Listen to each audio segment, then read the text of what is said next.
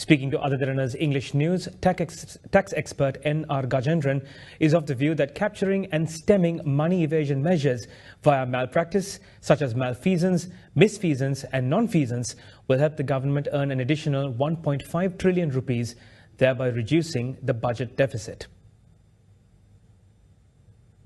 During Sri Lanka's engagement with the International Monetary Fund following the crisis last year, Sri Lanka's tax to gross domestic product ratios were highlighted as a major concern by the global lender.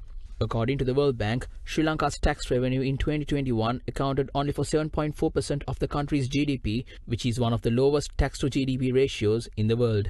Through its Article 4 consultation report on Sri Lanka, the IMF pointed out that pre-pandemic tax cuts and the impact of COVID-19 led to fiscal deficits larger than 10% of GDP in 2020 and 2021 and a rapid increase in public debt to 119% of GDP in 2021. Taking this situation into account, the IMF highlighted the need for revenue-based fiscal consolidation to correct this imbalance in the country's economy. They urged the government to take measures to gradually increase the tax to GDP ratio to at least 14% by 2025. Further, the global lender urged the government to mobilize more revenue by raising the taxes of corporate income taxes, personal income taxes and VAT, minimizing exemptions, implementing base broadening measures and ensuring greater contributions from high-income earners. As a result, the government managed to estimate a 9% tax to GDP ratio through Budget 2023, expecting 2.596 trillion rupees to be raised via tax revenue. Out of that number, 864 billion rupees is expected to be collected as income tax,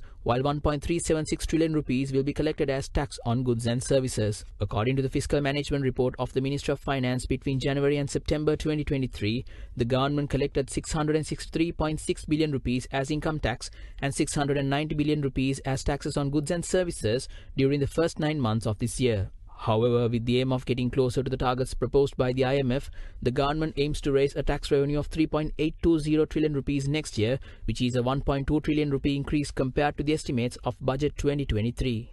This number accounts for 92.5% of the total 4.127 trillion rupee revenue estimated to be collected next year. Highest portion of tax revenue at 2.235 trillion rupees is expected to be raised via taxes on goods and services, including custom duties and VAT, while the second highest is expected through income tax at 1 trillion rupees. On the revenue side, it is expected that we are going to raise 4.1 trillion rupees, when last year it was budgeted at 3.4 trillion and we might end up at 2.7 trillion. When you go into the expenditure side, it is alarming because the total expenditure currently this year is about 5.8 trillion. 2024, what is expected expenditure is about 7 trillion, which is compared to the 2022, the expenditure to GDP was about 19.2%, and this time for 24 it's going to be about 22.2%, 3% increase in the expenditure to compare to the GDP. Sri Lanka is to raise about 7.3 trillion funding to meet this gap, whereas in 2023 we needed only 5 trillion. So this is about 50% more we need for debt financing, and the debt repayments in 2023 is about 2 trillion and 2024 is going to be about 4.2 trillion. The question is highly debated: how can we raise revenue? Taxes have each crossed the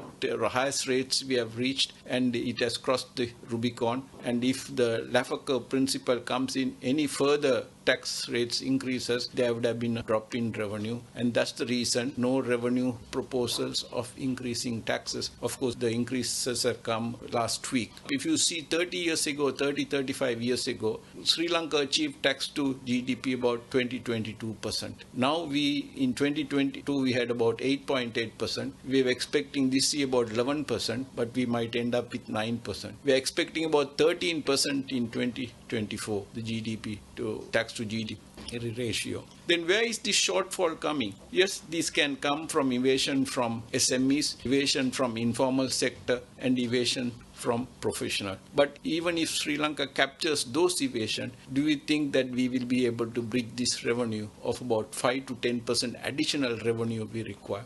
If you see the real money which is being evaded is where there is malfeasance, misfeasance and non-feasance, and also there is palm greasing. If these things are captured, definitely we will raise revenue. And if you see our GDP is about 31.5 trillion, 10% is 3 trillion, and even if it is 5%, it's 1.5 trillion. We will be completely out of the woods if that is the case.